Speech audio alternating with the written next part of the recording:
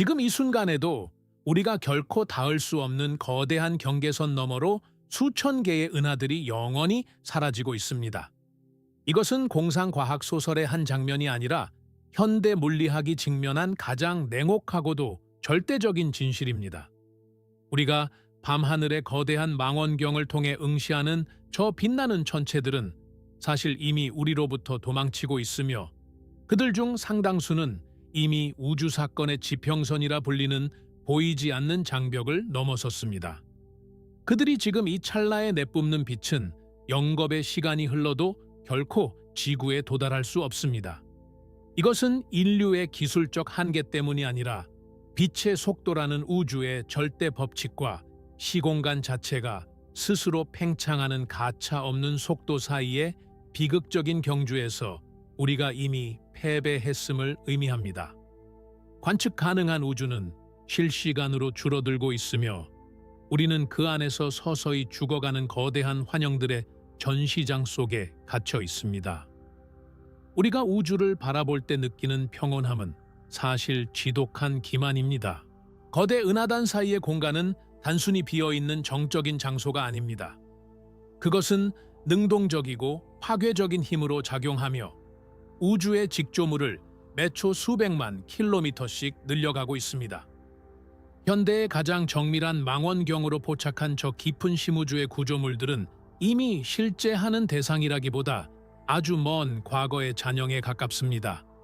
그들은 이미 물리적으로 연결될 수 없는 불가능한 거리 너머로 밀려났으며 우리가 그들의 존재를 확인하는 순간에도 그들은 우리로부터 빛보다 빠른 속도로 멀어지고 있습니다.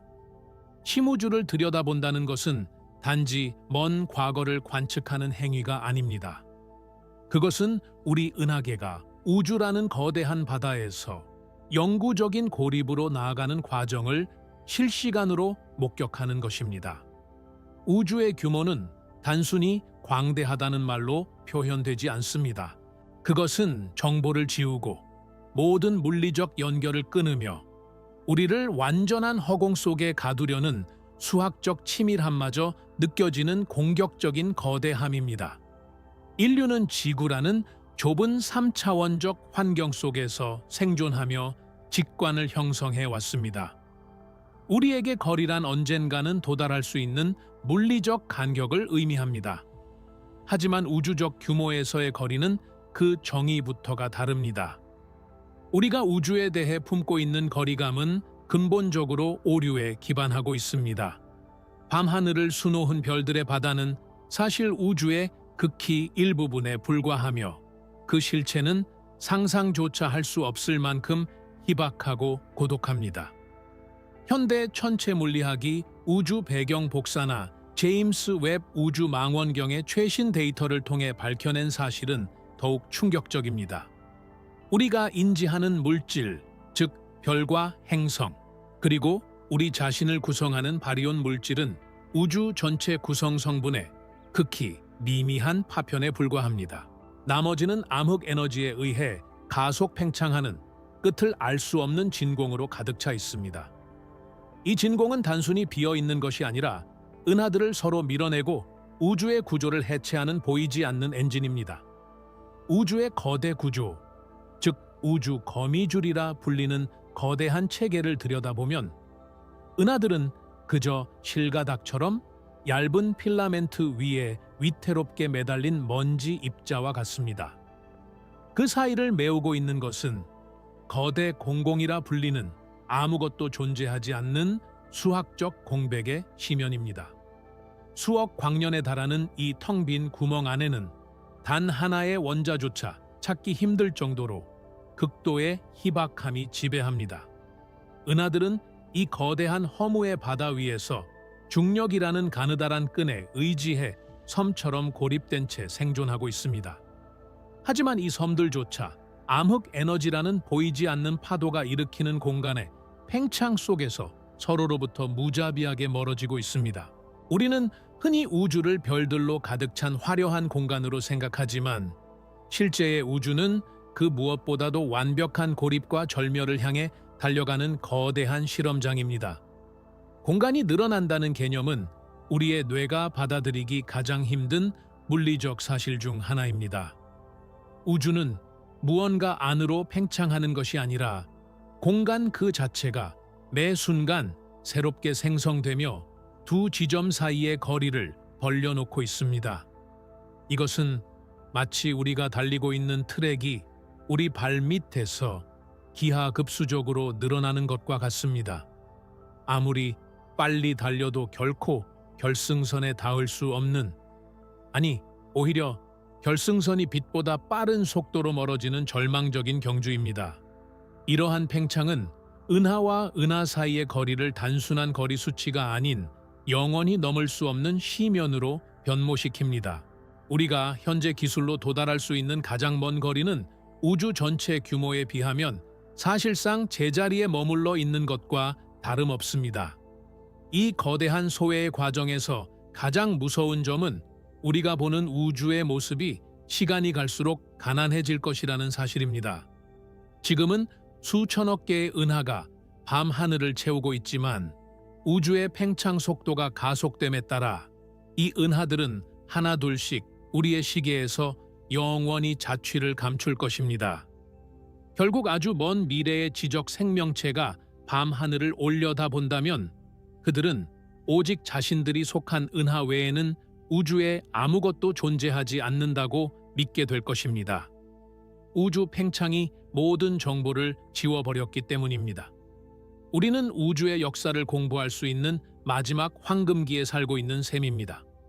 하지만 이 황금기조차도 실상은 고립된 섬들 사이의 거리가 돌이킬 수 없을 정도로 벌어지고 있는 비극의 시작점일 뿐입니다. 이제 우리는 이 차갑고 거대한 진실의 문을 열고자 합니다. 우리가 알고 있던 안온한 우주의 모습 뒤에 숨겨진 수학적으로 설계된 고립의 메커니즘을 깊숙이 파헤칠 것입니다. 은하 사이의 거리가 왜 단순한 물리적 간격을 넘어 비극적인 단절을 의미하는지, 그리고 왜 이 우주가 결국에는 단 하나의 빛조차 보이지 않는 영원한 어둠과 정적으로 귀결될 수밖에 없는지에 대한 탐구입니다. 이것은 단순한 과학적 사실의 나열이 아닙니다. 이것은 존재의 근원적 외로움과 우리가 결코 극복할 수 없는 시공간의 거대함에 대한 우주론적 증명입니다. 우리가 상상하는 것보다 훨씬 더 가혹한 우주의 진짜 얼굴을 마주할 준비를 하십시오. 우리가 발을 딛고 있는 이 현실은 사실 상상조차 할 수 없는 거대한 공허 위에 떠 있는 아주 작은 거품에 불과합니다. 우주가 팽창하는 속도는 허블 상수로 설명되지만 최근의 연구들은 이 상수조차도 우리가 이해하는 것보다 훨씬 복잡하고 모순적이라는 사실을 보여줍니다. 허블 긴장이라 불리는 이 현상은 우주의 팽창 속도가 우리가 측정하는 방식에 따라 서로 다른 값을 내놓는다는 것을 의미하며, 이는 우리가 우주의 거리와 규모를 측정하는 근본적인 방식에 거대한 구멍이 뚫려 있음을 시사합니다. 즉, 은하 사이의 실제 거리는 우리가 계산한 것보다 훨씬 더 멀거나 혹은 우리가 이해하지 못하는 물리 법칙에 의해 더욱 빠르게 멀어지고 있을 가능성이 큽니다. 이러한 불확실성은 우주의 광활함을 더욱 공포스럽게 만듭니다. 우리가 알고 있다고 믿었던 거리의 척도마저도 흔들리고 있기 때문입니다. 결국 이 모든 이야기는 하나의 결론으로 수렴합니다. 우주는 우리를 환영하기 위해 만들어진 공간이 아니며 오히려 모든 물질을 뿔뿔이 흩어놓고 상호작용을 차단하려는 거대한 엔트로피의 장입니다. 은하와 은하 사이의 그 막대한 거리는 단순한 공간의 낭비가 아니라 우주가 자신의 본질인 공허를 유지하기 위해 사용하는 가장 강력한 무기입니다. 우리는 그 무자비한 공허의 틈바구니에서 아주 짧은 찰나의 시간 동안만 서로를 바라볼 수 있도록 허락된 고독한 관찰자들입니다. 이제 그 공허의 실체를, 그 압도적인 거리의 무게를 하나하나 분석해 나가겠습니다. 이것은 우리가 우주에서 얼마나 작고 외로운 존재인지를 깨닫는 고통스러운 과정이자 동시에 그 거대한 허무 속에서도 빛을 찾으려는 지성체의 마지막 기록이 될 것입니다. 우리가 우주의 크기를 논할 때 흔히 사용하는 광년이라는 단위는 사실 인간의 오만이 투영된 아주 작은 척도에 불과합니다. 빛이 1년 동안 가는 거리라는 이 정의는 언뜻 들으면 어마어마하게 느껴지지만 실제 은하와 은하 사이의 그 압도적인 시면을 측정하기에는 마치 태평양의 넓이를 개미의 보폭으로 재려는 시도만큼이나 무력합니다. 우리가 밤하늘을 보며 느끼는 거리감은 철저하게 빛의 속도라는 물리적 한계에 갇힌 왜곡된 정보입니다. 더욱이 이 빛조차도 우주가 팽창하는 속도를 따라잡지 못해 길을 잃고 붉게 변해가고 있다는 사실을 깨닫는 순간 우리가 믿어왔던 우주의 지도와 거리의 개념은 완전히 붕괴됩니다. 이것은 단순히 숫자가 크다는 문제가 아닙니다. 우리가 사용하는 측정의 도구가 우주의 역동적인 팽창 앞에서 근본적으로 작동하지 않는다는, 즉 거리라는 개념 자체가 우주적 규모에서는 우리가 아는 물리적 실체와는 전혀 다른 무언가로 변질된다는 공포스러운 진실입니다. 천문학의 역사에서 거리를 측정하려는 시도는 언제나 보이지 않는 벽에 부딪히는 과정이었습니다. 우리가 이 거대한 공허를 이해하기 위해 가장 먼저 의존하는 것은 이른바 표준 촉광이라 불리는 천체들입니다. 그 중에서도 세페이드 변광성은 우주의 거리 사다리를 놓는데 결정적인 역할을 했습니다. 20세기 초 헨리에타 리비트라는 위대한 천문학자는 이 별들이 밝기가 변하는 주기와 실제 광도 사이에 밀접한 관계가 있다는 사실을 발견했습니다. 이것은 혁명적인 발견이었습니다. 별이 얼마나 밝게 빛나는지 그 절대적인 값을 알 수 있다면 우리가 보는 겉보기 밝기와 비교하여 그 별이 얼마나 멀리 떨어져 있는지 수학적으로 정확히 계산할 수 있기 때문입니다. 하지만 이 사다리는 겨우 우리 은하 근처의 이웃들을 살피는 수준에 불과했습니다. 더 깊은 시면, 즉 수억 광년 너머의 은하들을 측정하기 위해서는 더 강력한 등불이 필요했습니다. 그때 등장한 것이 바로 1A형 초신성입니다. 백색과외성이 동반성으로부터 물질을 흡수하다가 찬드라세카르 한계라는 물리적 임계점에 도달해 폭발할 때 이 별들은 우주 어디에서나 거의 일정한 밝기로 빛납니다. 이 초신성 폭발은 잠시 동안 은하 전체의 빛을 압도할 만큼 강력하며 우리는 이 일정한 폭발의 빛을 통해 비로소 우주 저 너머의 거리를 가늠하기 시작했습니다. 그러나 여기서부터 우주의 기만적인 장난이 시작됩니다. 우리가 이 초신성들의 빛을 분석했을 때 발견한 것은 먼 은하일수록 우리로부터 더 빨리 멀어지고 있다는 충격적인 사실이었습니다. 이것이 바로 에드윈 허블과 조르주 르메트르가 정립한 허블-르메트르 법칙의 핵심입니다. 여기서 우리는 후퇴 속도라는 기괴한 개념과 마주합니다. 은하들이 우리로부터 멀어지는 것은 은하 자체가 공간 속을 이동하기 때문이 아닙니다. 은하와 우리 사이에 공간 그 자체가 늘어나고 있기 때문에 발생하는 현상입니다. 이것은 마치 고무줄 위에 개미 2마리가 가만히 앉아 있는데 누군가 고무줄 양 끝을 잡고 잡아당기는 것과 같습니다. 개미는 움직이지 않았지만 두 개미 사이의 거리는 멀어집니다. 더 무서운 것은 고무줄이 길수록 같은 힘으로 당겨도 두 개미 사이의 간격이 벌어지는 속도는 더 빨라진다는 점입니다. 우주도 마찬가지입니다. 우리로부터 멀리 떨어진 은하일수록 그 사이에 가로놓인 공간의 양이 더 많기 때문에 공간이 팽창하며 만들어내는 거리의 증가분은 기하급수적으로 커집니다. 현재 과학계는 이 팽창의 속도를 나타내는 값인 허블 상수를 두고 거대한 혼란에 빠져 있습니다. 이를 허블 긴장이라고 부릅니다. 우주 배경 복사를 통해 우주 초기 상태를 분석하여 도출한 팽창 속도와 초신성 같은 현대의 천체들을 직접 관측하여 얻은 팽창 속도가 서로 일치하지 않는 것입니다. 이 미세한 오차는 현대 물리학의 근간을 뒤흔드는 균열입니다. 우리가 우주의 거리를 재는 방식에 무언가 근본적인 오류가 있거나 혹은 우리가 아직 이해하지 못한 새로운 물리 법칙이 우주의 팽창을 가속하고 있다는 증거이기 때문입니다. 이 긴장은 우리가 우주의 실제 크기와 거리를 결코 단정 지을 수 없음을 시사하며 우리가 보는 우주의 지도가 얼마나 불완전한지를 여실히 보여줍니다. 이 불완전함의 정점은 관측 가능한 우주의 크기와 우주의 나이 사이의 모순에서 드러납니다. 우주의 나이는 약 138억 년으로 알려져 있습니다. 단순한 논리대로라면 빛이 138억 년 동안 이동했을 테니 우주의 반지름은 138억 광년이어야 합니다. 하지만 실제 관측 가능한 우주의 지름은 약 30억 광년에 달합니다.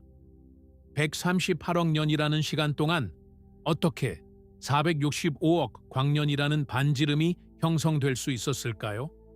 이것은 빛이 우리를 향해 달려오는 동안에도 그 빛이 지나가야 할 공간 자체가 계속해서 늘어났기 때문입니다.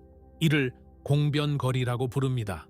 빛은 138억 년을 달렸지만 그 빛이 출발했던 지점은 공간의 팽창으로 인해 현재 우리로부터 465억 광년이나 떨어진 곳으로 밀려난 것입니다. 이것은 우리가 밤하늘에서 보는 은하들이 실제로는 그 자리에 존재하지 않는다는 사실을 의미합니다. 우리가 보는 것은 수십억 년 전의 모습이며 그 은하의 현재 위치는 우리가 결코 가닿을 수 없는 시면 너머에 있습니다. 우리가 거리라고 부르는 것은 이미 과거의 기록일 뿐이며 현재의 실제 거리는 우리의 물리적 감각과 도구로 측정할 수 있는 범위를 아득히 초과해버렸습니다. 공간의 팽창은 빛의 속도라는 우주의 제한 속도조차 비웃으며 진행됩니다. 특수 상대성 이론에 따르면 물질은 빛보다 빨리 이동할 수 없지만 공간 그 자체의 팽창에는 그런 제한이 없습니다. 따라서 매우 먼 곳에 있는 은하들은 우리로부터 빛보다 빠른 속도로 멀어지고 있습니다. 이것이 시사하는 바는 절망적입니다. 그 은하들로부터 나오는 빛은 우리를 향해 필사적으로 달려오고 있지만 그들 사이의 공간이 빛이 이동하는 속도보다 더 빠르게 늘어나고 있기 때문에 그 빛은 영원히 우리에게 도달할 수 없습니다. 우리는 흔히 팽창하는 우주를 오븐 속에서 부풀어 오르는 건포도 빵에 비유하곤 합니다. 빵 반죽이 부풀어 오르면서 건포도들 사이의 거리가 멀어지는 것과 같다는 설명입니다. 하지만 이 비유에는 치명적인 함정이 숨어 있습니다. 빵은 이미 존재하는 오븐이라는 공간 안에서 부풀어 오르지만 우주는 그렇지 않습니다. 우주는 어딘가로 확장되는 것이 아니라 우주 자체가 곧 시공간이며 그 시공간의 격자 자체가 스스로를 복제하듯 늘려나가고 있는 것입니다. 은하 사이의 진공은 단순히 텅 빈 상태가 아니라 매 순간 새로운 공간을 창조해내며 은하들을 서로 격리시키는 능동적인 주체입니다. 이러한 공간의 팽창을 이해하기 위해 적색편이라는 현상을 더 깊이 들여다볼 필요가 있습니다. 빛은 파동의 성질을 가집니다. 멀어지는 물체에서 나오는 빛은 파장이 길어지며 붉은색 쪽으로 치우치게 되는데 이것이 일반적인 도플러 효과라면 우주론적 적색편이는 차원이 다른 문제입니다. 광원이 움직여서 발생하는 현상이 아니라 빛이 이동하는 통로인 공간 자체가 늘어나면서 그 안에 담긴 빛의 파장까지 함께 늘어지는 현상입니다. 수십억 광년을 이동해 우리에게 도달한 빛은 그 긴 여정 동안 우주의 팽창에 의해 에너지를 잃고 너덜너덜해진 상태입니다. 우리가 제임스 웹 망원경으로 보는 그 희미하고 붉은 은하들은 사실 우주가 우리에게 보내는 마지막 작별 인사와 같습니다. 그 빛들은 이미 가시광선 영역을 벗어나 저고의 선으로 그리고 더 먼 미래에는 라디오파로 변해 결국은 배경 소음 속으로 완전히 사라질 것입니다. 결국 광년이라는 단위가 우리에게 주는 안도감은 가짜입니다. 우리가 100만 광년 거리의 은하를 본다고 할 때 그것은 100만 년 전의 빛을 보는 것이지 현재 그 은하가 100만 광년 거리에 있다는 뜻이 아닙니다.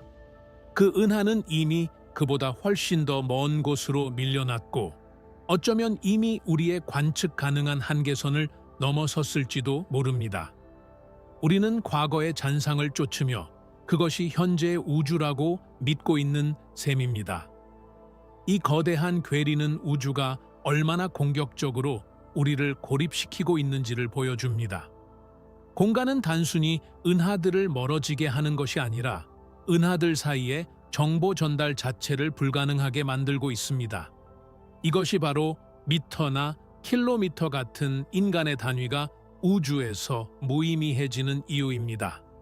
심지어 파세기나 광년조차도 팽창하는 시공간의 역동성을 담아내지 못합니다.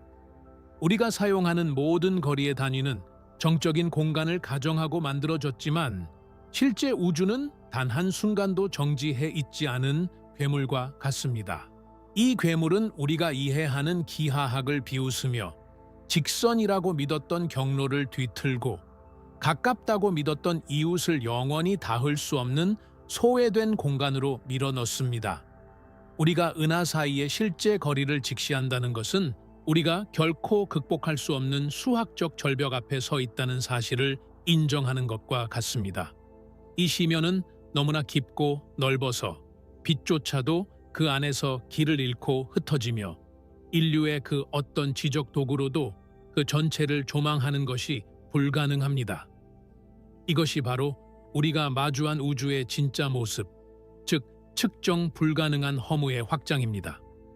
우주의 거대한 구조를 들여다보면 우리가 알고 있던 공간이라는 개념은 완전히 무너져 내립니다. 우리는 흔히 우주를 별들이 촘촘히 박힌 보석 상자처럼 생각하거나 적어도 은하들이 밤하늘을 빼곡하게 채우고 있는 거대한 강물처럼 여기곤 합니다. 하지만 현대 천문학이 밝혀낸 우주의 실체는 그보다 훨씬 더 기괴하고 황량합니다.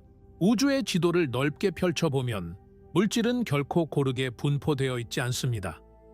대신 은하들은 가느다란 실가닥 같은 구조에 매달려 있으며 그 실가닥 사이에는 인류의 언어로는 도저히 형용할 수 없는 압도적인 규모의 텅 빈 구멍들이 존재합니다. 이것이 바로 우주 거미줄이라 불리는 거대 구조이며 그 구조의 80% 이상을 차지하는 주인공은 은하가 아니라 바로 이 거대 공공들입니다. 이 거대 공공들은 단순히 은하가 조금 부족한 공간이 아닙니다. 그것은 우주라는 거대한 조직망 속에서 물질이 거의 완벽하게 배제된 수학적인 의미에서의 절대적 부재에 가깝습니다. 우리가 살고 있는 은하계 주변도 예외는 아닙니다. 우리 은하가 속한 국부 은하군, 바로 옆에는 이른바 국부 공공이라 불리는 거대한 빈터가 자리 잡고 있습니다. 이 빈터는 수억 광년에 걸쳐 뻗어 있으며 우리 은하를 포함한 주변 은하들을 밀어내고 있습니다. 하지만 국부 공공은 뒤에 설명할 다른 거대 공공들에 비하면 작은 방 한 칸에 불과합니다. 우주에는 이보다 수십 배, 수백 배 더 거대한 빛조차 수억 년 동안 아무것도 만나지 못한 채 통과해야 하는 진정한 심연들이 도처에 널려 있습니다. 그 중에서도 가장 악명 높은 곳은 목동자리 거대 공공입니다. 1981년 천문학자 로버트 커슈너가 이 구역을 처음 발견했을 때 과학계는 큰 충격에 빠졌습니다. 지름이 약 3억 3천만 광년에 달하는 이 구역은 우주에서 가장 거대한 고립의 상징입니다. 이 정도 규모의 공간이라면 이론적으로는 수천 개의 은하가 존재해야 마땅합니다. 하지만 목동자리 거대 공공 안에서 발견된 은하는 고작 수십 개에 불과합니다. 만약 우리 은하가 이 공공의 정중앙에 위치했다면 인류는 1960년대가 될 때까지 우주에 우리 은하 외에 다른 은하가 존재한다는 사실조차 몰랐을 것입니다. 밤하늘은 그저 칠흑 같은 어둠뿐이었을 것이며 가장 강력한 망원경으로도 수억 광년 너머의 희미한 불빛조차 찾지 못했을 것입니다. 이것이 바로 거대 공공이 선사하는 절대적인 고립의 실체입니다. 이제 이 공공 내부의 밀도가 얼마나 희박한지 구체적인 수치로 파고들어 보겠습니다. 우리가 숨쉬는 지구의 대기에는 세제곱센티미터당 약 10의 19제곱개에 달하는 분자들이 존재합니다. 인류가 지상에서 만들어낼 수 있는 가장 완벽한 진공 상태, 즉 입자 가속기 내부의 진공조차도 세제곱미터당 수백만 개의 입자가 남아 있습니다. 하지만 우주의 거대 공공으로 나아가면 이야기는 완전히 달라집니다. 이 구역의 평균 밀도는 세제곱미터당 수소 원자 한 개가 차해되지 않습니다. 이것은 단순히 비어 있다는 말로 설명되지 않습니다. 그것은 물질의 존재 자체가 물리적으로 거부당한 상태에 가깝습니다. 빛조차 이곳을 지날 때는 아무런 방해를 받지 않으며 수억 년의 시간 동안 단 하나의 원자와도 충돌하지 않고 직진할 수 있습니다. 그렇다면 왜 우주는 이런 기괴한 구조를 가지게 되었을까요? 그 해답은 우주 초기, 즉 빅뱅 직후에 아주 미세한 양자적 요동으로 거슬러 올라갑니다. 우주가 탄생한 직후, 아주 미세하게 물질이 더 많이 모인 곳과 그렇지 않은 곳이 생겨났습니다. 중력은 물질이 많은 곳으로 더 많은 물질을 끌어당겼고, 그 결과 은하들이 모인 필라멘트 구조가 형성되었습니다. 반면 물질을 빼앗긴 지역은 점점 더 비어갔습니다. 시간이 흐르면서 이 빈 지역은 암흑 에너지의 가속 팽창과 맞물려 기하급수적으로 커졌습니다. 거대 공공은 마치 거대한 풍선처럼 부풀어 오르며 주변의 은하들을 바깥쪽으로 밀어냈습니다. 오늘날 우리가 보는 우주 거미줄은 중력이 물질을 끌어당긴 결과라기보다 거대한 공공들이 팽창하며 물질을 구석으로 몰아넣은 결과에 더 가깝습니다. 이 지점에서 우리는 거대 공공 내부의 물리학이 외부와 어떻게 다른지 주목해야 합니다.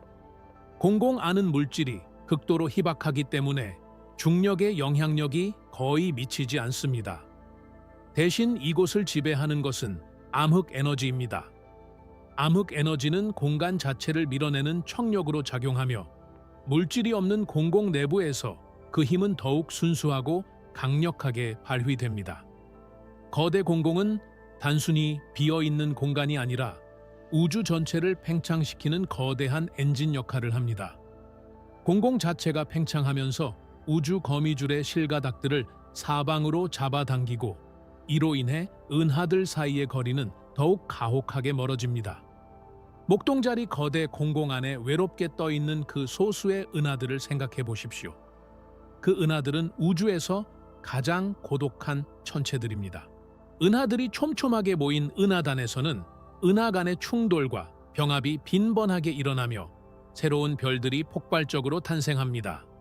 하지만 공공 내부의 은하들은 주변에 흡수할 가스도 상호작용할 이웃 은하도 없습니다. 이들은 수십억 년 동안 외부 세계와 완벽히 단절된 채 서서히 늙어가는 화석 같은 존재들입니다.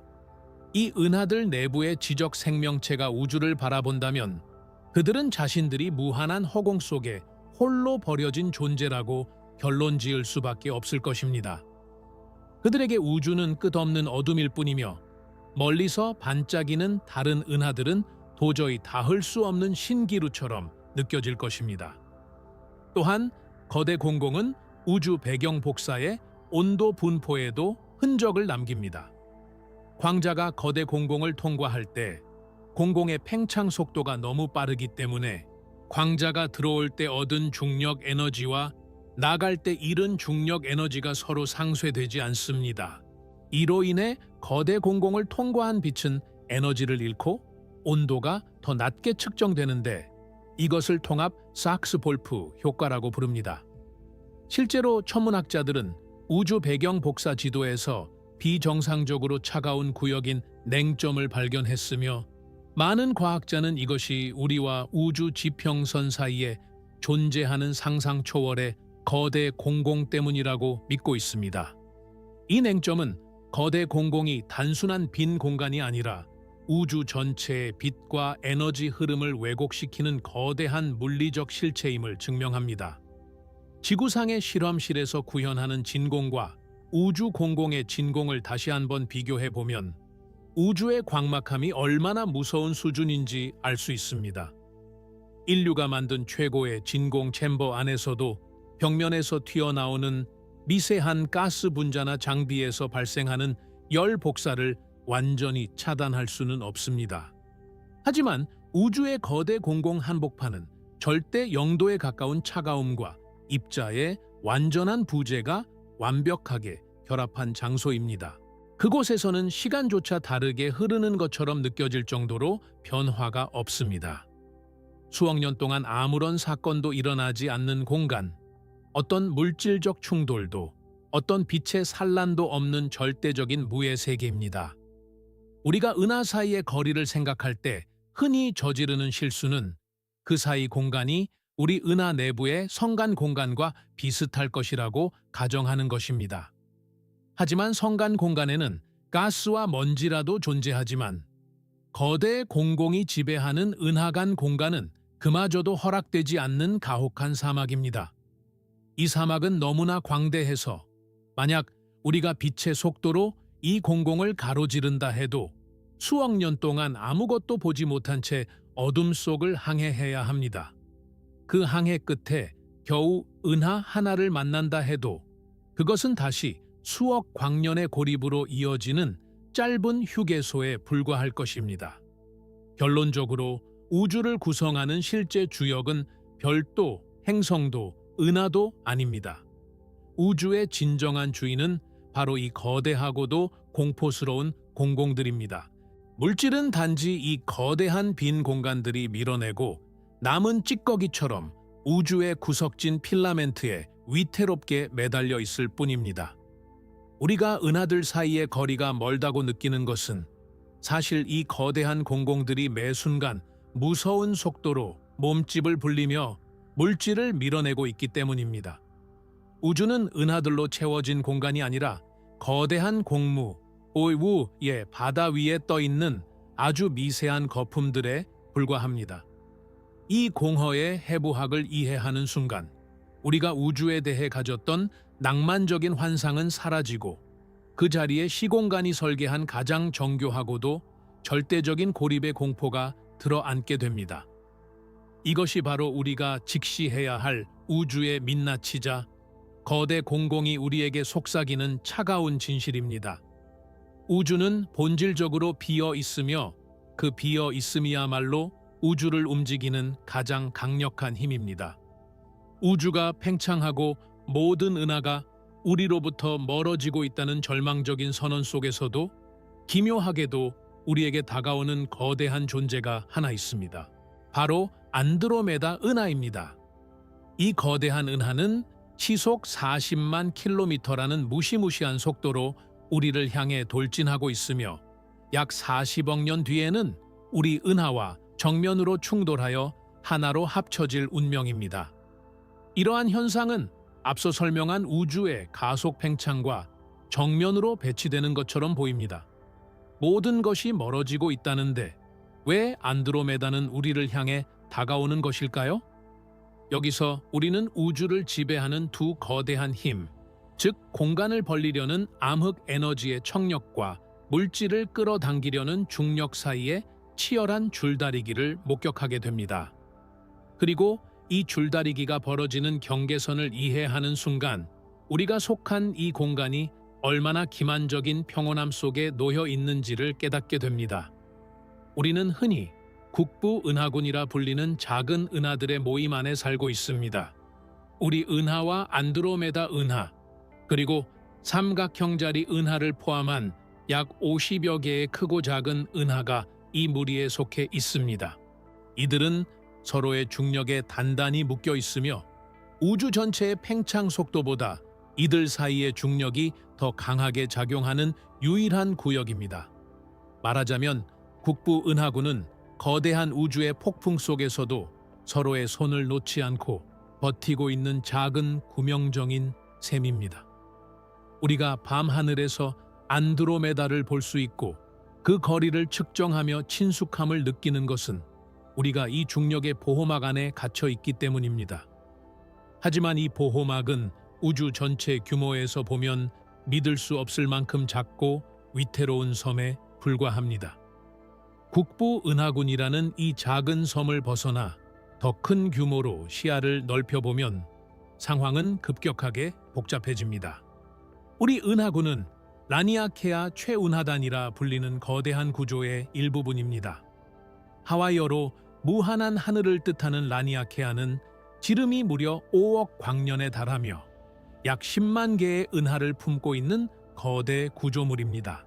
과학자들이 은하들의 움직임을 정밀하게 추적한 결과 라니아케아 내부에 속한 수많은 은하는 마치 거대한 강물이 흐르듯 어느 한 방향을 향해 일제히 쏟아져 내려가고 있다는 사실을 발견했습니다.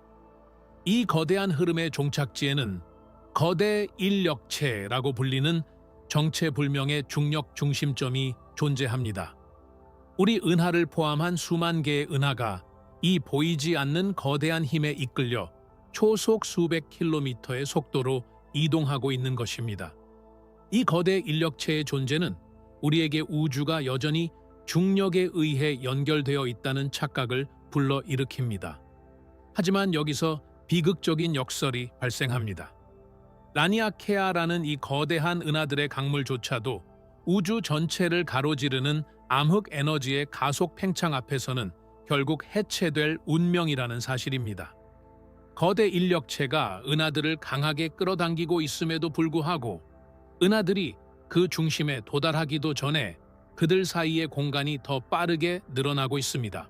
즉, 은하들은 거대 인력체를 향해 필사적으로 헤엄치고 있지만 그들이 헤엄치는 강물 자체가 반대 방향으로 더 빠르게 확장되며 그들을 찢어놓고 있는 것입니다.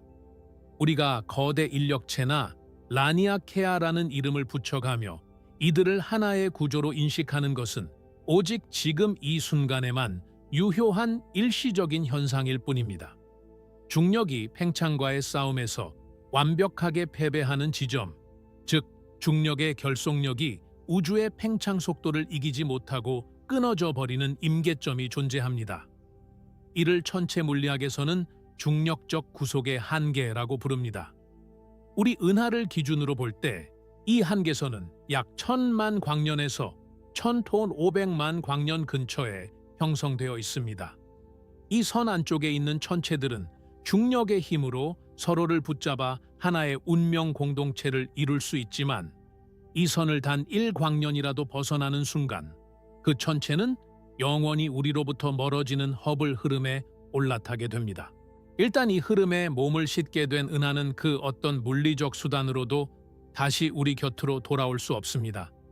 우리가 안드로메다 은하와 충돌하여 하나가 될 것이라는 사실은 역설적으로 우리가 우주의 나머지 모든 것들로부터 얼마나 완벽하게 분리될 것인지를 예고하는 전주곡입니다.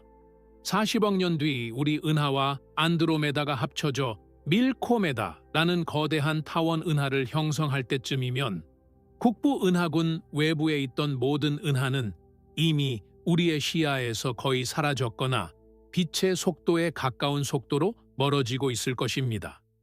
우리가 중력의 승리라고 믿었던 은하의 병합은 사실 우주라는 거대한 감옥 안에서 우리와 함께 갇힌 죄수들끼리의 마지막 포옹에 가깝습니다. 그 포옹이 끝나고 나면 우리 주변에는 수억 광년의 텅 빈 공허만이 남게 될 것이며 그 공허는 암흑 에너지에 의해 매 초마다 수백만 킬로미터씩 더 넓어질 것입니다. 여기서 한 가지 더 깊이 생각해야 할 점은 우리가 거대 인력체나 라니아케아의 흐름을 관측하는 행위 자체가 이미 지나간 역사를 보고 있다는 사실입니다. 라니아케아의 끝자락에 있는 은하가 거대 인력체를 향해 움직이는 모습을 우리가 포착했을 때 그 은하는 이미 공간의 팽창에 밀려 중력적 한계선을 넘어섰을 가능성이 큽니다. 즉, 우리는 이미 붕괴하고 있고 해체되고 있는 구조를 보면서 그것이 실제하는 거대 구조라고 믿고 있는 셈입니다. 중력은 빛의 속도로 전달되지만 우주의 팽창은 시공간의 격자 자체를 늘리기 때문에 중력이 아무리 강하더라도 닿을 수 없는 물리적 강력이 실시간으로 생성됩니다. 이것이 바로 Paradox of Gravity, 즉 중력의 역설입니다. 중력은 은하들을 모아 별을 만들고 생명을 탄생시켰지만 정작 우주적 규모에서는 팽창이라는 거대한 파도에 밀려 한 줌의 모래성처럼 허물어지고 있습니다. 우리는 국부 은하군이라는 이 좁은 울타리 안에서 일어나는 중력의 상호작용에 익숙해져 있습니다. 별들이 서로의 주위를 돌고 행성이 태양을 공전하며 은하들이 서서히 끌어당겨지는 이 모습이 우주의 보편적인 원리라고 믿습니다. 하지만 우주의 진짜 지배자는 중력이 아니라 팽창입니다. 중력은 오직 아주 가까운 거리에서만 유효한 단거리 선수일 뿐이며 우주라는 거대한 마라톤에서 마지막에 웃는 것은 언제나 공간 그 자체를 늘리는 암흑 에너지입니다. 우리가 안드로메다와 가까워지고 있다는 사실은 우리에게 일종의 위안을 주지만 그 위안의 대가는 우주 전체와 영원히 작별해야 한다는 냉혹한 청구서입니다. 라니아케아를 넘어 더 먼 곳에 존재하는 거대 은하단들을 상시 관측하는 현대 천문학은 우리에게 우주가 매우 밀도가 높고 연결된 곳이라는 착각을 심어줍니다. 처녀자리 은하단, 코마 은하단과 같은 거대한 은하의 밀집 지역들은 마치 우주의 대도시처럼 보입니다. 하지만 이 대도시들 사이의 강역은 매 순간 우리가 상상할 수 없는 속도로 벌어지고 있습니다. 우리가 오늘 측정한 두 은하단 사이의 거리는 내일이면 이미 구식이 되어버립니다. 중력이 이 먼 거리의 은하단들을 서로 붙잡아 두려 안간힘을 써보지만 공간의 팽창은 중력의 소나귀를 비웃으며 그들 사이에 수백만 광년의 새로운 진공을 매일같이 주입하고 있습니다. 이것은 단순히 멀어진다는 개념을 넘어 물리적 인과관계가 끊어지는 과정입니다. 중력의 영향력이 전달되는 속도는 빛의 속도로 제한되어 있습니다. 그런데 두 은하 사이의 공간이 빛의 속도보다 빠르게 늘어난다면 두 은하는 서로의 존재를 중력적으로 인지할 수조차 없게 됩니다. 서로의 무게를 느낄 수 없고 서로를 끌어당길 수 없는 상태. 그것은 물리적으로 서로 다른 우주에 존재하는 것과 다름없습니다. 우리는 지금 이 순간에도 수천 개의 은하와 중력적 작별을 고하고 있습니다. 그들은 우리의 중력장 너머로 영원히 추방되고 있으며 우리는 그들이 떠나가는 뒷모습을 붉게 변해가는 희미한 빛을 통해 지켜볼 뿐입니다. 국부 은하군의 평온함은 일종의 환영입니다. 우리는 안드로메다라는 가까운 이웃과의 충돌에 정신이 팔려 집 밖의 모든 도로가 끊어지고 이웃 마을들이 지평선 너머로 사라지고 있다는 사실을 잊고 있습니다. 중력이 만들어낸 이 작은 거품 안에서 우리는 안전하다고 느끼지만 거품 밖의 우주는 이미 우리를 버리고 떠나갔습니다. 우주를 구성하는 수조 개의 은하 중 우리와 영원히 함께할 수 있는 것은 고작 수십 개에 불과하다는 사실, 그리고 그 수십 개의 은하조차 결국 하나의 거대한 타원 은하로 합쳐져 그 안에서 모든 개별성을 잃어버릴 것이라는 사실은 우주가 설계한 고독의 깊이가 얼마나 깊은지를 보여줍니다. 결국 우리가 목격하는 중력의 승리, 즉 은하들의 병합과 국부 은하군의 결속은 우주라는 거대한 바다에서 고립된 섬이 겪는 마지막 소멸의 과정입니다. 섬 내부의 바위들이 서로 부딪히며 하나가 되는 동안 섬을 둘러싼 바다는 끝없이 넓어지며 대륙과의 모든 연결을 끊어버립니다. 우리가 안드로메다를 향해 달려가는 속도보다 우주가 우리를 향해 공허를 밀어넣는 속도가 훨씬 빠릅니다. 이것이 바로 은하 사이의 실제 거리가 우리가 상상하는 것보다 훨씬 더 비극적인 이유입니다.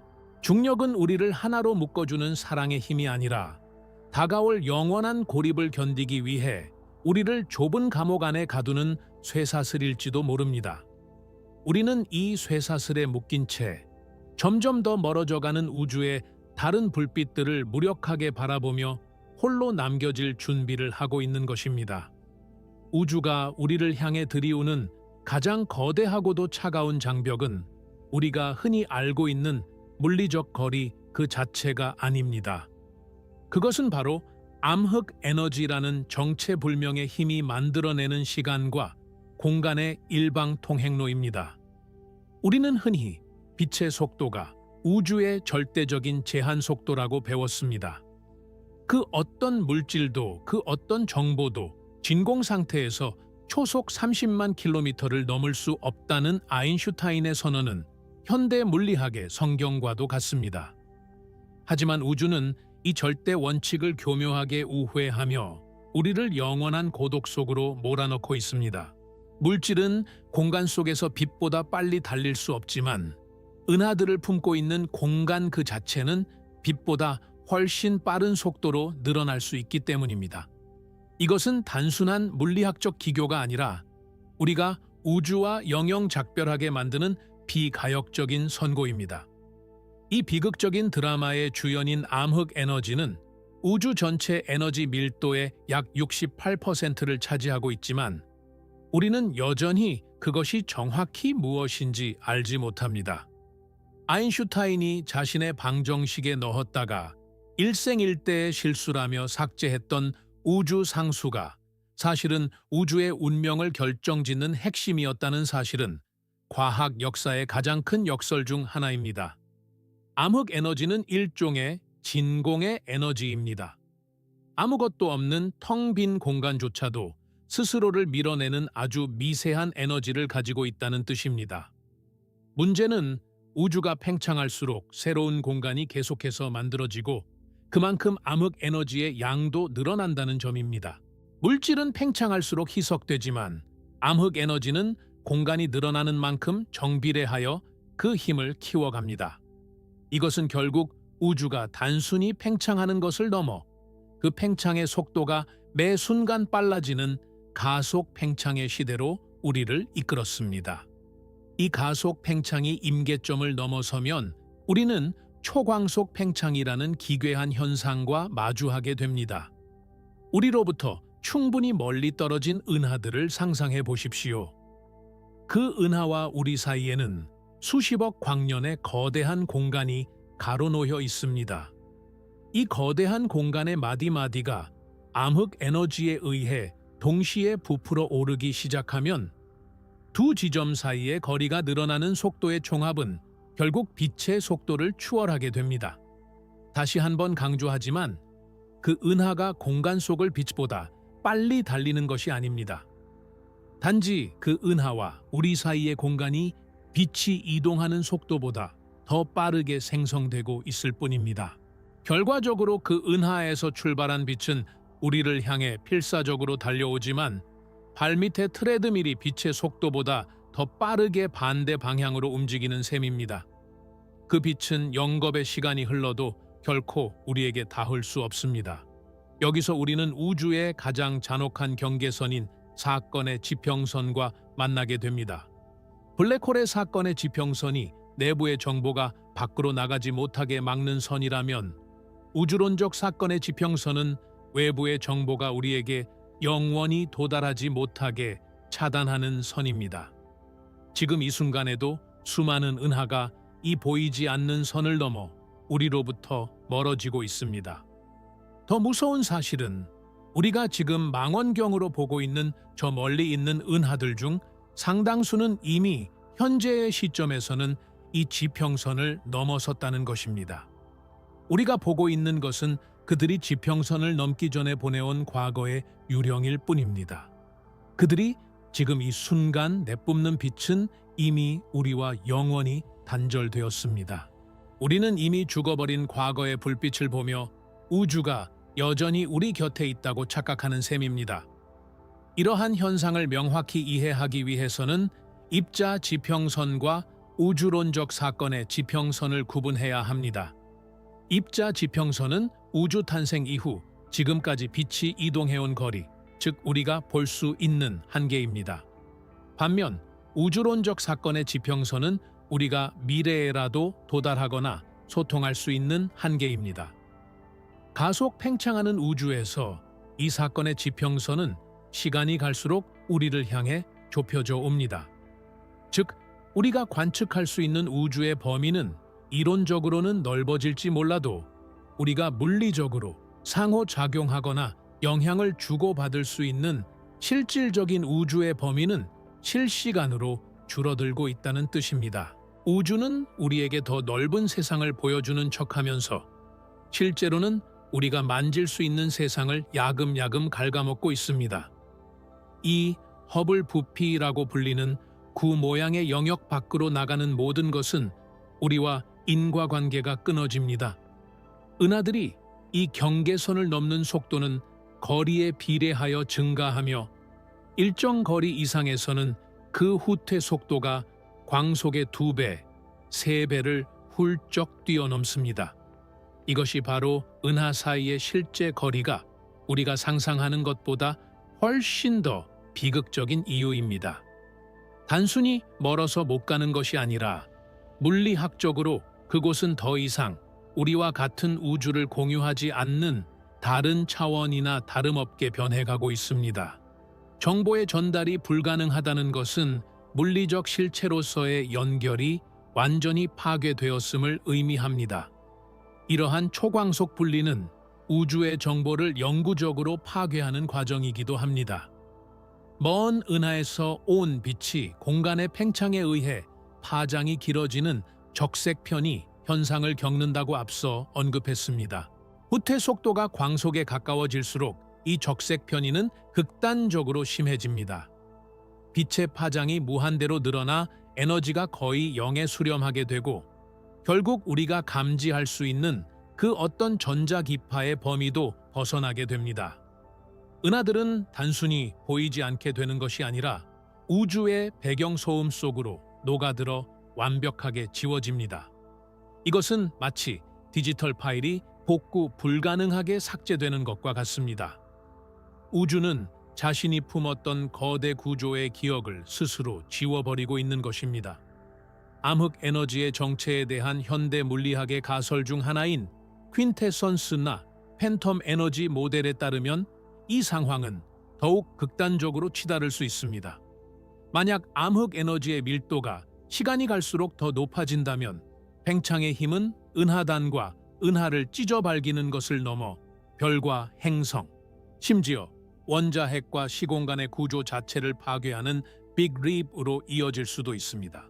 물론 현재의 주류 이론은 암흑 에너지가 일정한 밀도를 유지하는 우주 상수라는 쪽에 무게를 두고 있지만 그 시나리오조차도 충분히 절망적입니다. 은하들이 서로로부터 멀어지는 속도가 빨라질수록 우리 은하 주변의 우주는 점점 더 텅 비어갈 것이기 때문입니다. 우리가 속한 국부 은하군조차도 이 거대한 팽창의 파도에서 자유롭지 못합니다. 비록 지금은 중력이 암흑 에너지의 청력을 이기고 우리를 하나로 묶어두고 있지만 국부 은하군 너머의 모든 세상은 이미 우리를 버리고 떠났습니다. 천여자리 은하단이나 라니아케아의 다른 구성원들은 이미 시속 수백만 킬로미터 이상의 속도로 우리로부터 도망치고 있습니다. 우리가 그들을 향해 인류 역사상 가장 빠른 탐사선을 보낸다 해도 그 탐사선이 도달해야 할 거리는 탐사선이 움직이는 속도보다 더 빠르게 늘어날 것입니다. 우리는 결코 그들을 따라잡을 수 없습니다. 우주는 우리에게 거대한 금지의 구역들을 설정해 두었으며 그 구역은 매초 기하급수적으로 늘어나고 있습니다. 이것은 지적 생명체에게 주어진 가장 가혹한 형벌과도 같습니다. 우리는 우주가 얼마나 넓고 위대한지 이해할 수 있는 지성을 가졌지만 정작 그 우주의 99.9% 이상은 결코 닿을 수도 소통할 수도 없는 환영에 불과하다는 사실을 깨달아야 하기 때문입니다. 우리는 우주라는 거대한 극장의 관객석에 묶인 채 무대 위의 배우들이 하나둘씩 조명을 끄고 퇴장하는 모습을 지켜봐야만 합니다. 그 배우들이 떠난 자리는 차갑고 어두운 진공이 채울 것이며 그 진공은 다시 새로운 진공을 낳으며 우리를 더욱 깊은 고립으로 몰아넣을 것입니다. 결국 초광속 팽창과 암흑 에너지의 장벽은 은하 사이의 거리를 단순한 공간적 간격이 아닌 존재론적 단절로 변모시킵니다. 우리가 아무리 정밀한 망원경을 만들고 아무리 빠른 로켓을 개발한다 해도 우주 자체가 우리 발밑의 땅을 찢어내어 저 멀리 던져버리는 상황에서는 무력할 수밖에 없습니다. 은하들은 지금 이 순간에도 빛의 속도라는 물리적 한계를 비웃으며 우리를 떠나고 있습니다. 그리고 그들이 남긴 빈자리는 우리가 상상할 수 있는 그 어떤 사막보다도 황량하고 거대한, 수학적으로 설계된 완벽한 공허로 채워지고 있습니다. 이것이 바로 암흑 에너지가 지배하는 우주에서 우리가 마주한 거부할 수 없는 고립의 물리학입니다. 우리는 이 초광속의 이별 속에서 우주가 허락한 아주 작은 중력의 거품 안에 갇혀 영원히 혼자가 될 준비를 하고 있는 것입니다.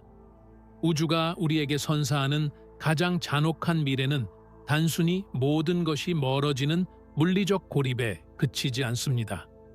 그것은 우리가 우주의 기원과 역사를 이해할 수 있게 해주었던 모든 단서가 영구적으로 삭제되는 이른바 정보의 대멸종입니다. 지금 이 순간에도 우주는 자신의 과거를 지우는 거대한 지우개처럼 작동하고 있습니다. 우리가 밤하늘을 보며 우주의 탄생과 팽창을 논할 수 있는 것은 우리가 운 좋게도 우주의 정보가 아직 완전히 휘발되지 않은 아주 짧은 황금기에 살고 있기 때문입니다. 하지만 이 황금기는 천문학적인 시간 척도에서 보면 눈 깜짝할 사이에 지나갈 찰나이며 그 뒤에 찾아올 것은 지식의 습득 자체가 원천적으로 불가능해지는 영원한 암흑의 시대입니다. 이 정보 삭제의 중심에는 극단적인 적색편이라는 현상이 자리 잡고 있습니다. 앞서 설명했듯이 공간이 팽창함에 따라 멀어지는 은하에서 오는 빛은 그 파장이 길어집니다. 가시광선은 저고의 선으로, 적외선은 마이크로파로, 그리고 마이크로파는 다시 라디오파로 변해갑니다. 문제는 암흑 에너지에 의한 가속 팽창이 멈추지 않는다는 것입니다. 시간이 흐를수록 은하들이 우리로부터 멀어지는 속도는 더욱 빨라질 것이고 그들이 보내는 빛의 파장은 이제 수 킬로미터 혹은 수백만 킬로미터에 달할 정도로 길어질 것입니다. 결국 이 빛들은 에너지를 완전히 잃고 우주의 배경 소음 속으로 녹아들어 그 어떤 정교한 수신기나 망원경으로도 포착할 수 없는 상태에 이르게 됩니다. 은하들이 시야에서 사라지는 것은 단순히 멀어지기 때문이 아니라 그들이 보내는 정보 자체가 물리적으로 해독 불가능한 수준까지 희석되기 때문입니다. 더욱 비극적인 사실은 우주 탄생의 가장 강력한 증거인 우주 배경 복사의 소멸입니다. 약 138억 년 전 빅뱅의 잔광으로 우주 전체에 균일하게 퍼져 있는 이 미세한 전파는 현대 우주론의 초석입니다. 우리는 이 복사 에너지를 통해 우주가 한때 뜨겁고 조밀한 점이었으며 이후 어떻게 팽창해 왔는지를 수학적으로 계산할 수 있었습니다. 하지만 가속 팽창은 이 소중한 유산마저도 무자비하게 짓밟고 있습니다. 수천억 년 뒤의 우주에서 이 배경 복사의 파장은 현재보다 수조 배 이상 길어질 것이며 결국 은하 사이의 희박한 플라스마에 의해 흡수되어 영원히 자취를 감출 것입니다. 미래의 관찰자들에게 빅뱅은 증명할 수 없는 신화가 되거나 혹은 상상조차 할 수 없는 개념이 될 것입니다. 이제 수조 년 뒤의 미래에 태어날 어느 지적 생명체의 관점으로 시선을 옮겨보겠습니다.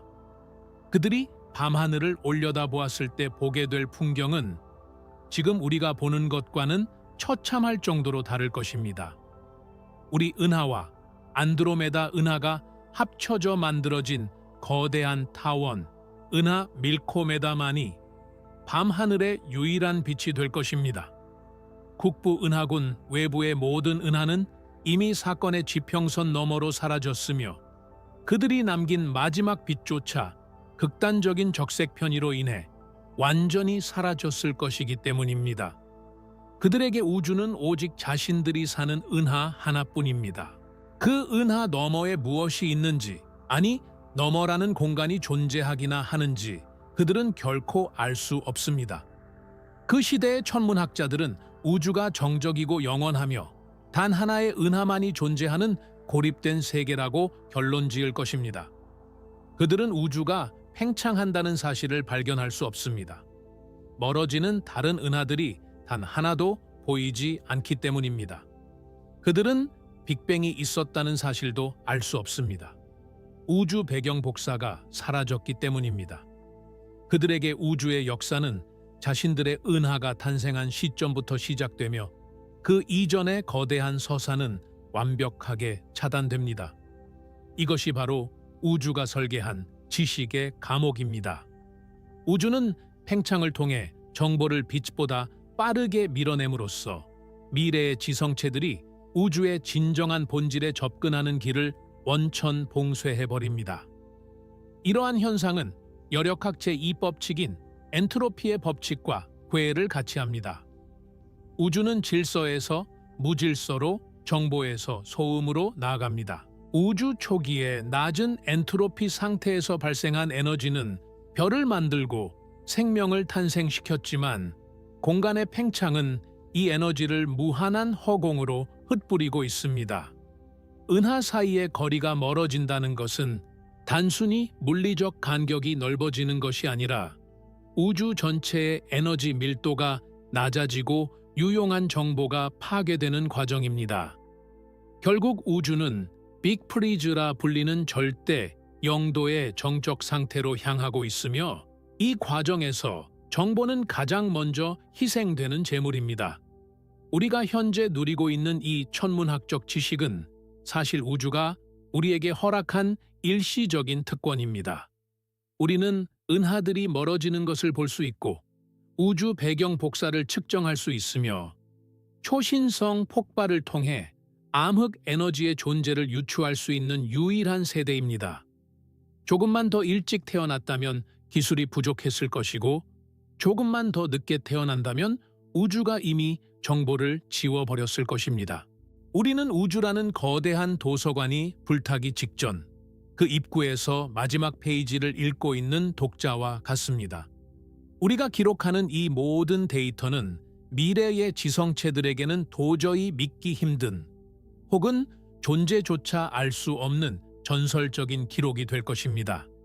하지만 이 기록조차도 영원할 수는 없습니다. 정보는 전달할 매체가 있어야 보존됩니다.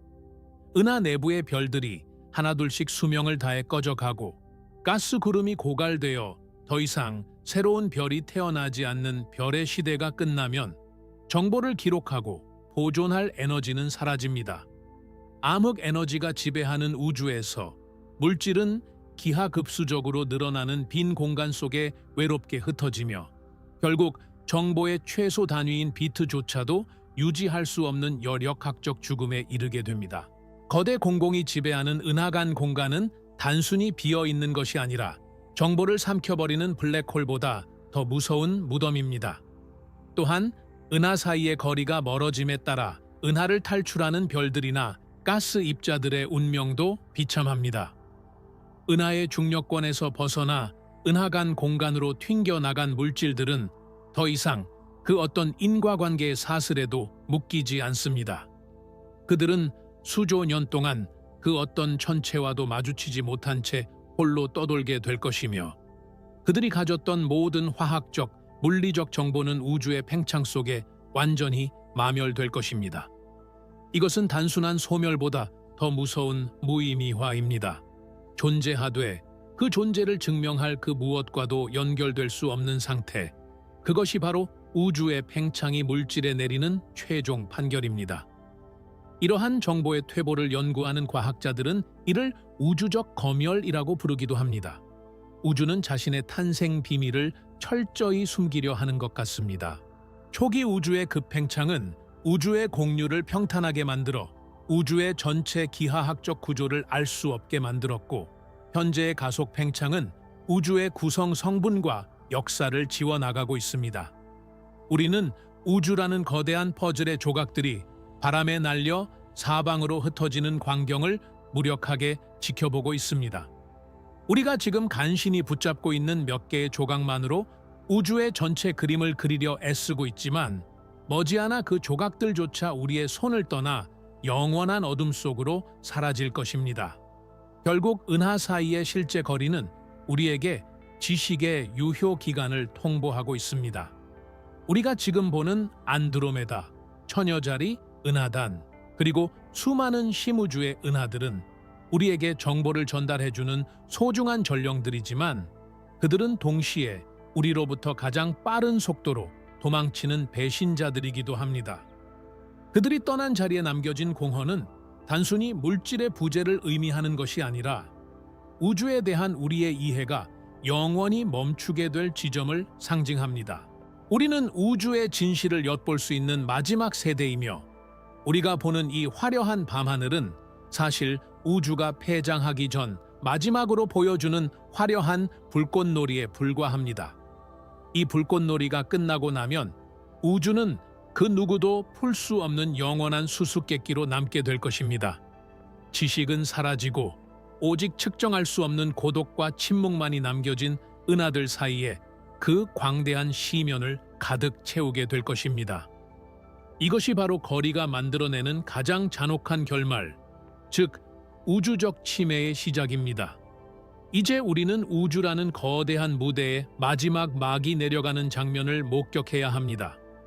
앞서 우리는 은하들이 암흑 에너지에 의해 서로로부터 멀어지고 정보가 파괴되며 결국 우리 은하가 우주에서 고립되는 과정을 살펴보았습니다. 하지만 비극은 여기서 멈추지 않습니다. 은하들이 서로 멀어지는 동안 그 은하 내부에 머물던 물질들조차도 영원한 고립의 시면으로 추방되는 최후의 시나리오가 기다리고 있기 때문입니다. 이것은 단순히 은하 사이의 거리가 멀어지는 문제를 넘어 물질이라는 실체 자체가 시공간의 압도적인 팽창 앞에 어떻게 해체되고 흩어지는지에 대한 이야기입니다. 은하 내부에서는 수천억 개의 별이 중력이라는 끈으로 묶여 서로의 주위를 돕니다. 하지만 이 중력의 결속은 완벽하지 않습니다. 수조 년의 시간이 흐르는 동안 은하 내부에서는 별들 사이에 미세한 중력적 상호작용이 끊임없이 일어납니다. 세 개의 별이 가까워질 때 그중 하나가 엄청난 에너지를 얻어 밖으로 튕겨나가는 삼체 문제의 역학이나 은하 중심의 초거대 블랙홀 근처를 지나다가 슬링샷 효과로 인해 은하 탈출 속도를 얻게 되는 초고속 별들이 그 예입니다. 이렇게 은하를 떠나게 된 별들은 이제 그 어떤 중력의 보호도 받지 못한 채 은하와 은하 사이의 거대한 공허, 즉 우리가 앞서 다루었던 그 절대적인 아비스 속으로 던져집니다. 이 고독한 별들의 운명을 생각해 보십시오. 은하의 밝은 빗무리를 뒤로하고 수억 년 동안 아무것도 없는 허공을 가로지르는 이 떠돌이, 별들은 우주에서 가장 외로운 천체들입니다. 만약 이 별 주위를 도는 행성의 지적 생명체가 살고 있다면 그들이 보는 밤하늘에는 단 하나의 별도 존재하지 않을 것입니다. 오직 자신들의 태양만이 어둠 속에서 타오를 뿐이며 지평선 끝까지 그 어떤 빛의 조각도 찾을 수 없는 완벽한 암흑만이 그들의 세계를 감싸고 있을 것입니다.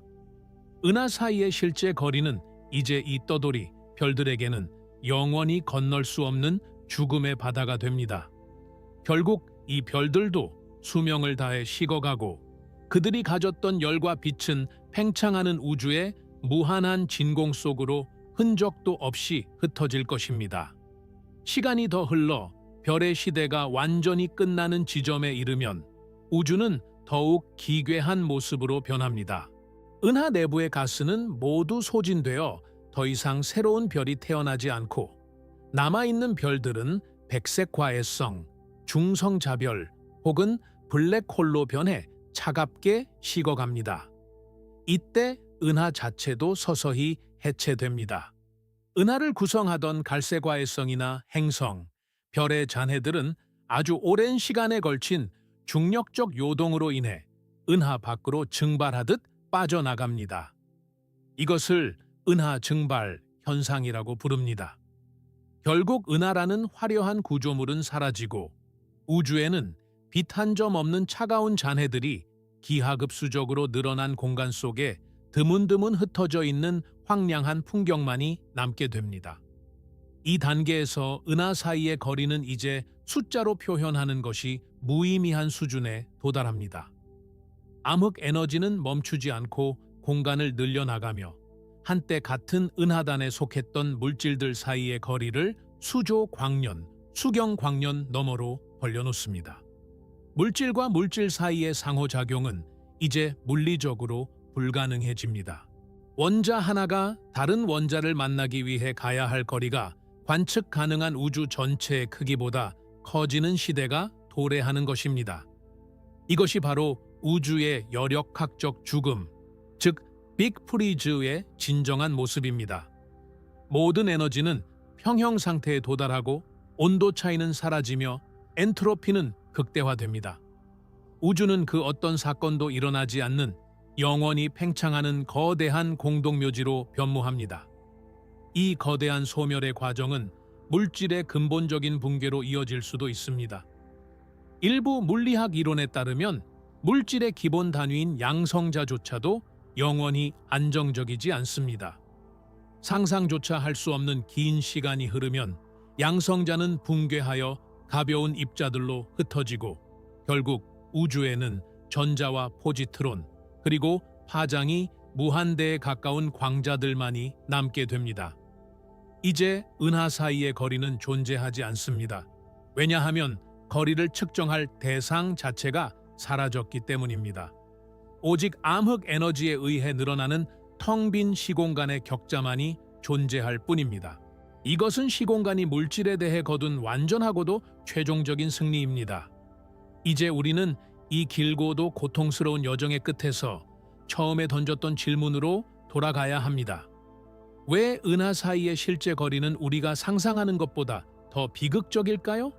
그것은 이 거리가 단순히 먼 공간이 아니라 우리의 존재를 가능하게 했던 모든 연결고리를 끊어내려는 우주의 의지이기 때문입니다. 우주는 탄생의 순간부터 팽창이라는 씨앗을 품고 있었고 그 씨앗은 자라나 은하들을 갈라놓고 정보를 지우고 결국에는 모든 지적 생명체를 고립된 섬 안에 가두어 멸종시키려 합니다. 우리가 지금 보는 밤하늘의 화려함은 사실 이 거대한 해체 과정 중에 잠시 나타난 찰나의 환영에 불과합니다. 우리는 우주가 우리를 위해 만들어졌다고 믿고 싶어 합니다. 하지만 현대 천체 물리학이 보여주는 진실은 정반대입니다. 우주는 본질적으로 우리에게 적대적입니다. 아니, 적대적이라기보다 지독할 정도로 무관심합니다.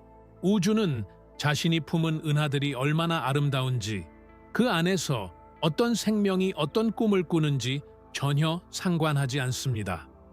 그저 암흑 에너지라는 무심한 법칙에 따라 공간을 늘리고 물질을 소외시키며 모든 빛을 어둠 속으로 밀어 넣을 뿐입니다. 은하 사이의 그 압도적인 거리는 우주가 우리에게 보내는 거절의 메시지입니다. 너희는 결코 이 선을 넘을 수 없으며 너희의 지식과 기억은 결국 이 공허 속에 매몰될 것이라는 차가운 선언입니다. 그럼에도 불구하고 이 비극적인 결말을 인지하는 것 자체가 인류라는 종의 위대함을 증명합니다. 우리는 138억 년이라는 우주의 역사 속에서 정보가 아직 완전히 지워지지 않은 이 짧은 창문을 통해 우주의 전체 서사를 읽어냈습니다. 우리는 우리를 가두고 있는 이 거대한 감옥의 크기를 측정했고 우리를 밀어내는 보이지 않는 힘의 정체를 밝혀냈으며 다가올 영원한 고립을 예측했습니다. 우리가 우주를 이길 수는 없지만 우주가 우리를 어떻게 파괴할 것인지를 이해함으로써 우리는 적어도 정신적으로는 그 거대한 공허보다 우위에 섰습니다. 결론을 맺겠습니다. 은하 사이의 실제 거리는 우리가 상상하는 것보다 훨씬 더 가혹하고 공격적이며 절망적입니다. 그것은 물질을 찢어발기고 정보를 말살하는 시공간의 칼날입니다. 하지만 우리가 오늘 이 시면을 들여다본 이유는 단순히 공포를 느끼기 위함이 아닙니다. 우리가 발을 딛고 서 있는 이 지구가, 그리고 우리와 함께 중력으로 묶여있는 안드로메다와 국부 은하군이 얼마나 소중하고 기적적인 존재인지를 깨닫기 위함입니다. 우리가 서로를 바라보고 소통할 수 있는 이 시간은 우주의 영겁 같은 연대기에서 보면 기적보다 더 희귀한 순간입니다. 우주가 설계한 이 거대한 고립의 법칙 앞에서 우리가 할 수 있는 유일한 저항은 지금 우리 곁에 있는 빛을 소중히 여기는 것입니다. 언젠가 우리 은하가 우주의 유일한 섬이 되고 밤하늘에서 모든 외부 은하가 사라지는 그날이 오더라도 우리가 남긴 이 지식의 기록만큼은 우주의 공허 속에서 짧은 불꽃처럼 남아있을 것입니다. 은하 사이의 거리가 우리를 갈라놓을지라도 그 거리를 이해하려 했던 우리의 지성은 시공간의 팽창조차 닿을 수 없는 인간 정신의 승리로 기억될 것입니다. 이제 밤하늘을 다시 보십시오. 저 멀리 보이는 은하의 희미한 빛은 단순히 수백만 년 전의 기록이 아닙니다. 그것은 지금 이 순간에도 우리를 떠나 영원한 어둠으로 도망치고 있는 우주가 우리에게 허락한 마지막 시각적 유산입니다. 그 빛과 우리 사이의 거리는 매 초마다 수백만 킬로미터씩 더 비극적으로 벌어지고 있습니다. 우주는 지금도 죽어가고 있고 공간은 우리를 밀어내고 있습니다. 이 압도적인 진실 앞에서 우리는 겸허해질 수밖에 없습니다. 우주는 거대하고 우리는 작습니다. 하지만 그 거대한 공허의 크기를 재는 것은 결국 우리라는 사실을 잊지 마십시오. 이것이 바로 우리가 마주한, 그리고 우리가 극복해야 할 우주의 진짜 얼굴입니다.